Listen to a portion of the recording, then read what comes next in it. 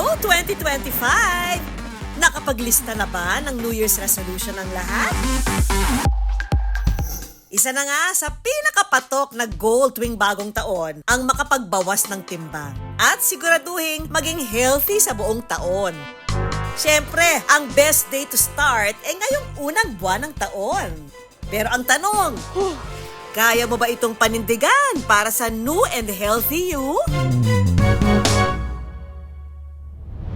Yan daw ang naging goal ni Andy dahil mula 136 kilos in just 1 year, nag-transform to 97 kilos. Mapapa-how to be you ka na lang talaga. Ang kanyang fitness journey, sama-sama nating alamin dito sa Good News. Bata pa lang daw si Andy, makikita na raw ang kanyang pagiging malusog. I was the panganay, so medyo mahabang time. Until mag 7 years old ako lang yung baby. Lahat ng gusto kong kainin, binibigay nila.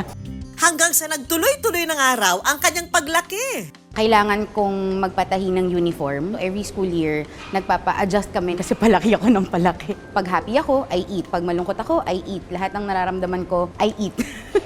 Dahil dito, si Andy naging tampulan ng panunukso. Meron akong classmate, sabi niya, ayaw na kita maging friend kasi sabi nung isa pa nating friend, pag mataba daw, mabaho. Pero sa paglipas ng panahon, si Andy dinedma na lang daw ang mga basher sa paligid. I think I got to love na lang who I am. Plus size man daw siya noon. Ang kanyang love life naman, dumadagundong. Dahil from being single, si Andy naging double. Teacher ako before. Magka-batch kami sa school, HR siya. Doon siya nanligaw na. Hindi talaga nagmamatter sa kanyang size. Actually, parang mas gusto ko nga yung medyo may laman eh. Kasi mas masarap yakapin. Ang kanila ng araw love story, umabot hanggang simbahan. Ang hiling ng araw nila noon, magkaroon ng malaking pamilya. Pero dahil sa sitwasyon ni Andy, ang mag-asawa, nahirapan. Parehas kaming frustrated na. Dumating din sa point na parang na-realize ko na siguro kaming dalawa na lang at then Yung body ko is not fit to have children. Sure daw po yung doctor na I will just miscarry. Doon din daw nalaman ni Andy na dahil sa kanyang patuloy na paglaki, apektado na rin daw ang kanyang kalusugan. Type 2 diabetes, nodular goiter, high cholesterol, plus yung PCOS. Medyo natakot ako nun. Kaya sabi ko, ay, kailangan ko na talagang seryosohin. I have to do something. Kaya naman, noong October 2023, si Andy, kasama ang kanyang asawa, nagdesisyong baguhin ang kanilang lifestyle. Unti-unting nagbago ng diet at nag-enroll sa gym. Bukod na nga raw sa supportive husband ni Andy, ang isa pa raw na tumulong sa kanya, ang kanyang fitness coach na si Ferland. Gano'n siya ka-strict? Sobra. Sobra na may iyak ka na. Gano'n. Sandali. Inhale. Exhale. Ang isa na nga raw sa kanyang naging unang kliyente, si Andy. Nahihirapan lang ako sa matagal siya mag-set. Kapag oras na ng set, tapos na yung rest time, ang dami niyang delaying tactics po. Slightly lean forward, keep your chest up, then raise side. Tama. Babala yung forearm, keep your elbows high, Ang dami! keep going. Don't stop. Makulit man daw si Andy, kitang-kita naman ni coach ang dedikasyon niya. Pag nahihirapan na ako, nafo-frustrate ako, umiiyak na ako niyan.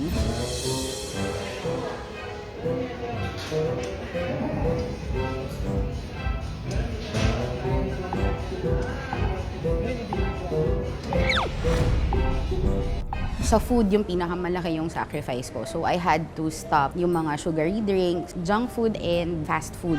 Dahil na nga raw isa lang ang goal ni na Andy, Joseph at coach, ang ma-achieve ni Andy ang kanyang healthy lifestyle, ang tatlo naging super close. I work with kids kasi. So, feeling ko talaga estudyante ko siya. Kaming tatlo, para kaming magkakapatid. Keep your chest up, chin up, Ang dami. push. Oy, 13 na yon. Di ka marunong mag-count, ah. Sobrang matulungin po ni ate. Binibigyan niya ako ng mga snacks po. Lagi niya akong pinapakain po ng lunch. Pati na nga raw sa TikTok videos ni Andy, hindi nakaligtas si coach. Kaya ang kanilang mga followers, aliw na aliw sa masaya nilang fitness journey. Fast forward to October 2024. I am Hulk! Dahil ang araw sa pagpupursige ni Andy at ng mga tao sa kanyang paligid, mula 136 kilos, ang good news after a year, si Andy nabawasan ng halos 40 kilos.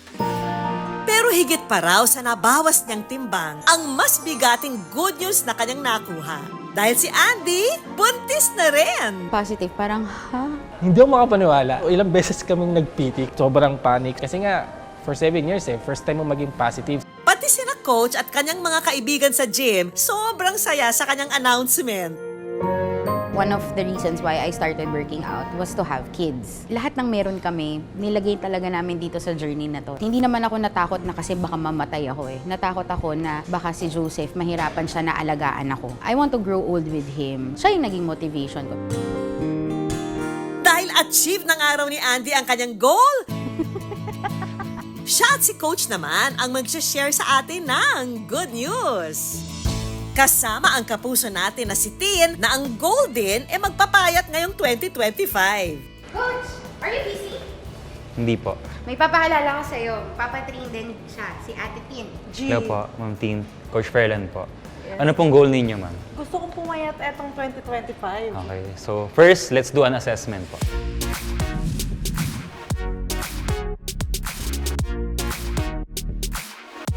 Stretch muna tayo yung chest, ma'am. Yan.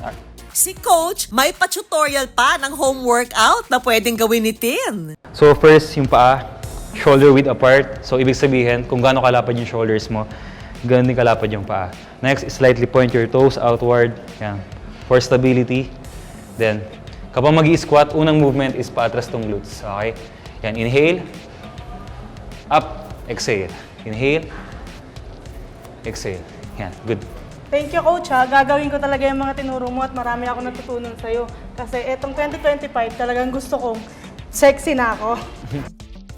Galingan mo sa iyong fitness journey, Tin, ha? Mga kapuso, ready na rin ba kayong maging committed sa inyong 2025 healthy lifestyle goal?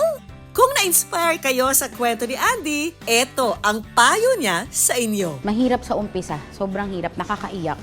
Tsaka nakakasuka. Pero worth it naman siya.